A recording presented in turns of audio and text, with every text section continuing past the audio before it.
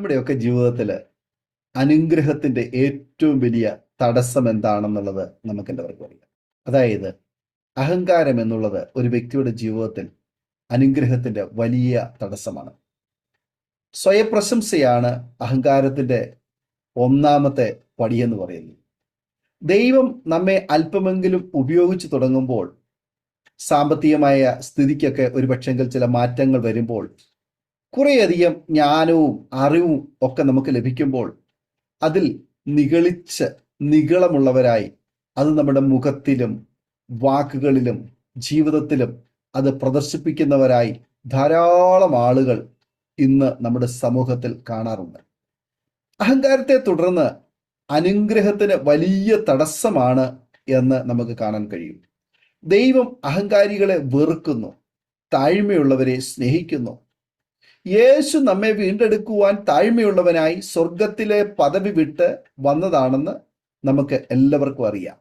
താഴ്മയുടെ മകുടോദാഹരണമാണ് കർത്താവായ യേശു ക്രിസ്തുവിന്റെ ഈ ഭൂമിയിലെ ജീവിതം. വചനത്തിന്റെ മുൻപാകെ വിറയ്ക്കുന്നതാണ് താഴ്മ എന്ന് പറയുന്നത്. അങ്ങനെയുള്ളവരെ ദൈവം കടാക്ഷിക്കും.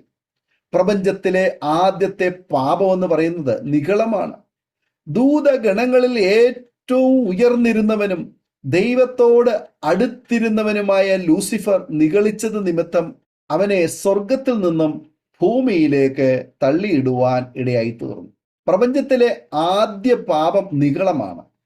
ദൂതഗണങ്ങളിൽ ഏറ്റവും ഉയർന്നിരുന്നവനും ദൈവത്തോട് അടുത്തിരുന്നവനുമായ ലൂസിഫർ നിഗളിച്ചത് നിമിത്തമായിരുന്നു സ്വർഗത്തിൽ നിന്നും ഭൂമിയിലേക്ക് വീണുപോയത്.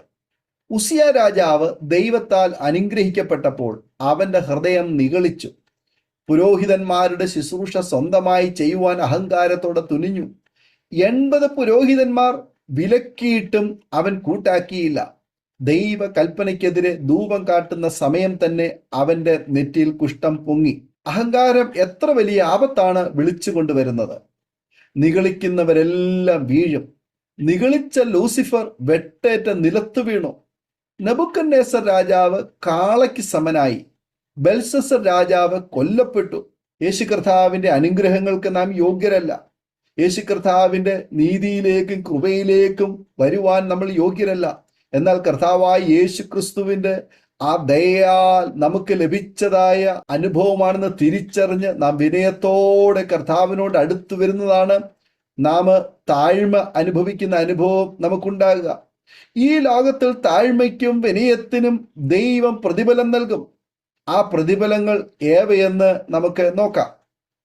താഴ്മയുടെ ഫലമായി നമ്മിൽ വന്നു ചേരുന്നതാണ് കൃപ എന്ന് പറയുന്നത്. യേശുവിൻ്റെ അമ്മ മറിയം താഴ്മയുള്ളവളായിരുന്നു. ദൈവത്തിൽ നിന്നും അവൾക്ക് കൃപ ലഭിച്ചു. ദൂതൻ അവളോട് പറഞ്ഞു, മറിയേ, ഭയപ്പെടേണ്ട, നിനക്ക് ദൈവത്തിന്റെ കൃപ ലഭിച്ചു. നീ ഗർഭം ധരിച്ച് ഒരു മകനെ പ്രസവിക്കും. അവന് യേശു എന്ന് പേർ വിളിക്കണം.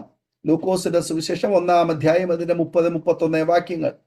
മറിയം ദൂതനോട് പറഞ്ഞ മറുപടി അവളുടെ താഴ്മയെ പ്രസിദ്ധമാക്കുന്നു. ഇതാ, ഞാൻ കർത്താവിന്റെ ദാസി, നിന്റെ വാക്ക് പോലെ എനിക്ക് ഭവിക്കട്ടെ എന്ന് പറഞ്ഞു. ദൂതൻ അവളെ വിട്ടുപോയി.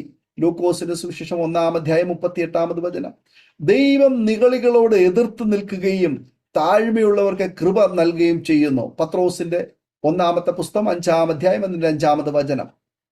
താഴ്മ ജീവിതത്തിൽ ഉയർച്ച കൊണ്ടുവരും. മറിയം താഴ്മയുള്ളവളായിരുന്നു. ലോകത്തുള്ളവരെല്ലാം ഭാഗ്യവതി എന്ന് അവളെ പ്രകീർത്തിക്കുന്നു. യേശു സ്വർഗീയ പ്രതാപം വിട്ട് താഴ്മയോടെ ഭൂമിയിൽ വന്നു. യേശുവിന് സകല നാമത്തിലും മേലായ നാമം ലഭിച്ചു. ഏറ്റവും വലിയവനായി ഉയർത്തപ്പെട്ടു. നാം ദൈവകരങ്ങളിൽ താണിരിക്കണം. അപ്പോൾ നാം ഉയർച്ച തന്നെ പ്രാപിക്കും. എളിയവനെ നീ രക്ഷിക്കും, നിഗളിച്ച് നടക്കുന്നവരെ നീ താഴ്ത്തും. 18-ാം സങ്കീർത്തനം 27-ാമത് വചനം. നിങ്ങളിൽ ഏറ്റവും വലിയവൻ നിങ്ങളുടെ ശുശ്രൂഷക്കാരൻ ആകേണം. തന്നെത്താൻ ഉയർത്തുന്നവനെല്ലാം താഴ്ത്തപ്പെടും, തന്നെത്താൻ താഴ്ത്തുന്നവനെല്ലാം ഉയർത്തപ്പെടും. മത്തായി സുവിശേഷം 23-ാം അധ്യായം അതിന്റെ 11-12 വേദഭാഗങ്ങൾ. താഴ്മയുടെ പ്രതിഫലനമാണ് സൗമ്യത എന്ന് പറയുന്നത്. ഞാൻ സൗമ്യതയും താഴ്മതയും ഉള്ളവനാകിയാൽ എൻ്റെ നുകം ഏറ്റുകൊണ്ട് എന്നോട് പഠിപ്പീൻ, എന്നാൽ നിങ്ങളുടെ ആത്മാക്കൾക്ക് ആശ്വാസം കണ്ടെത്തും. മത്തായി സുവിശേഷം 11-ാം അധ്യായം അതിന്റെ 29-ാമത് വചനം. താഴ്മയുള്ളവർക്ക് സൗമ്യത ഉണ്ടാകും. ഒരു നാണയത്തിന്റെ രണ്ട് വശങ്ങളാണ് താഴ്മയും സൗമ്യതയും എന്ന് പറയുന്നത്. മോശ ഏറ്റവും അധികം സൗമ്യതയുള്ള വ്യക്തിയായി അറിയപ്പെടുന്നു. അഹങ്കാരമുള്ളവർ സ്വയാശ്രയമുള്ളവരും താഴ്മയുള്ളവർ ദൈവാശ്രയമുള്ളവരും ആയിരിക്കും. ശരിയായ പ്രാർത്ഥന താഴ്മയുടെ യഥാർത്ഥ ഫലമാണ്. നമ്മുടെ ബലഹീനതയും ദൈവത്തിന്റെ ബലവും അംഗീകരിക്കുന്നതാണ് പ്രാർത്ഥന. അനേകം അയൽ രാജ്യങ്ങൾ എതിർക്കുവാൻ വന്നപ്പോൾ യഹോശാഫാത്ത് രാജാവ് ദൈവത്തിൽ ആശ്രയിച്ചു. രാജ്യത്ത് ഉപവാസവും പ്രാർത്ഥനയും പ്രസിദ്ധം ചെയ്തു. സ്വയം ശത്രുക്കളോട് മല്ലിടുവാൻ ശക്തിയില്ലെന്ന് സമ്മതിച്ചു. ദൈവത്തിൽ ആശ്രയിച്ച് പ്രാർത്ഥിച്ചപ്പോൾ ദൈവം വലിയ വിജയം നൽകിയതായി 2 ദിനവൃത്താന്ത പുസ്തകം അതിന്റെ 20-ാം അധ്യായത്തിൽ നമുക്ക് കാണുവാൻ കഴിയുന്നു. അഹങ്കാരമുള്ളവർ പ്രാർത്ഥിക്കുകയില്ല.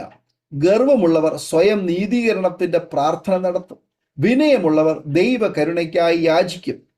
എനിക്കോ നമ്മുടെ കർത്താവായ യേശുക്രിസ്തുവിന്റെ ക്രൂശിൽ അല്ലാതെ പ്രശംസിപ്പാൻ ഇടവരരുത്.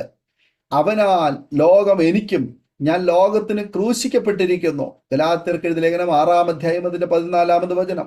നാം നേടിയതല്ല, എല്ലാം ദൈവം തന്നതാണെന്ന ചിന്ത താഴ്മയുള്ളവരെ എന്നും ഭരിക്കും. നിന്നെ വിശേഷിപ്പിക്കുന്നത് ആർ?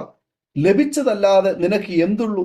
ലഭിച്ചതെങ്കിലോ ലഭിച്ചതല്ല എന്ന പോലെ പ്രശംസിക്കുന്നത് എന്ത്? ഇത്ര ക്ഷണത്തിൽ നിങ്ങൾ തൃപ്തന്മാരായി. 1 കൊരിന്ത്യർക്ക് എഴുതിയ ലേഖനം 4-ാം അധ്യായം അതിന്റെ 7-ാമത് വചനം. നാം നമ്മുടെ ജ്ഞാനത്തിലും ബലത്തിലും ധനത്തിലും പ്രശംസിക്കരുത്. താഴ്മയുള്ളവർ മറ്റുള്ളവരെ തന്നേക്കാൾ ശ്രേഷ്ഠരായി എണ്ണും. ഗുരുവും കർത്താവുമായ യേശു ശിഷ്യന്മാരുടെ കാൽ കഴുകിയത് നമ്മേക്കാൾ ചെറിയവരാണെങ്കിലും താഴ്മയുള്ളവർ മറ്റുള്ളവരെ തന്നേക്കാൾ ശ്രേഷ്ഠന്മാരായി എണ്ണും. നമ്മുടെ ഗുരുവും കർത്താവുമായ യേശു ശിഷ്യന്മാരുടെ കാൽ കഴുകിയത് നമുക്കറിയാം. നമ്മേക്കാൾ ചെറിയവരാണെങ്കിലും എല്ലാവരെയും ബഹുമാനത്തോടെ കാണണമെന്ന് നമ്മെ പഠിപ്പിക്കുന്നവനാണ് നമ്മുടെ കർത്താവായ യേശു ക്രിസ്തു. ജീവിതത്തിൽ അഹങ്കാരം വെടിയാം, താഴ്മ ധരിക്കാം. അവൻ തക്ക സമയത്ത് നിങ്ങളെ ഉയർത്തുവാൻ ദൈവത്തിന്റെ ബലമുള്ള കൈക്കീഴിൽ താണിരിപ്പീൻ എന്ന് 1 പത്രോസ് എഴുതിയ ലേഖനം 5-ാം അധ്യായത്തിന്റെ 6-ാമത് വചനത്തിൽ പറയുന്നു.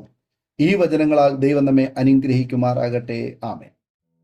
ഓർമ്മയുടെ മനോരഥത്തിൽ മായാത്ത ഓർമ്മയ്ക്കായി അരോമ മാട്രിമോണിയിൽ നിന്നും ജീവിത പങ്കാളിയെ കണ്ടെത്തൂ.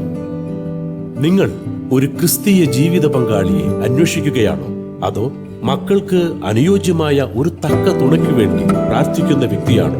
എങ്കിൽ അരോമ മാട്രിമോണി നിങ്ങൾക്ക് വേണ്ടിയാണ്. ഇന്നു തന്നെ സൗജന്യമായി രജിസ്റ്റർ ചെയ്യൂ. അരോമ മാട്രിമോണിയുടെ പ്രത്യേകതകൾ: രജിസ്ട്രേഷൻ തികച്ചും സൗജന്യം. ലോകത്തെവിടെയുമുള്ള അനുയോജ്യമായ ക്രിസ്തീയ ജീവിത പങ്കാളിയെ തിരഞ്ഞെടുക്കാം. വിവാഹം നടക്കുന്നതുവരെ സർവീസ് ലഭിക്കുന്നു. ഏറ്റവും ചെറിയ പാക്കേജുകളും തിരഞ്ഞെടുക്കാം. അരോമ മാട്രിമോണി നിങ്ങൾക്കായി ഒരുക്കുന്നു വിവാഹം പരമാനന്ദം. Email aroma matrimony2020@gmail.com